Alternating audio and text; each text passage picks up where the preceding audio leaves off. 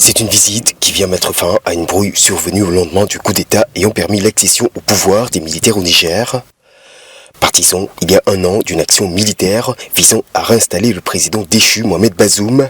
C'est sous de meilleurs auspices que le chef de l'armée nigériane a rencontré ce mercredi son homologue du Niger. L'occasion pour les deux pays d'arrondir les angles après une coopération militaire mise à l'arrêt depuis un an.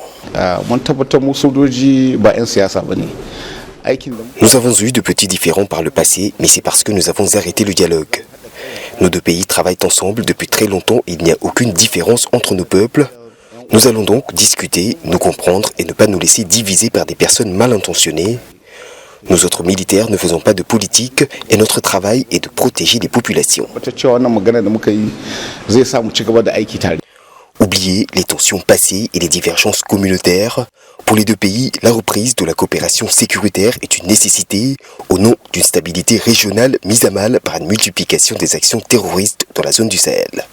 Les deux chefs d'état-major des armées ont également convenu de la mise en place d'un groupe consultatif composé des deux parties et chargé de discuter des questions diverses d'intérêt mutuel et de maintenir un dialogue permanent entre les deux armées.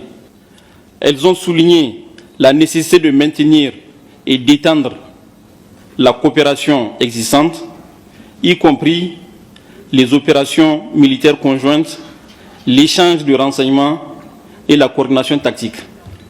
Les autorités du Niger se seraient par ailleurs engagées à reprendre une participation active à la force multinationale mixte composée du Tchad, du Cameroun, du Niger et du Nigeria. Les armées des deux pays devraient quant à elles se réunir une nouvelle fois au Nigeria en vue de définir les modalités de reprise de leur coopération militaire.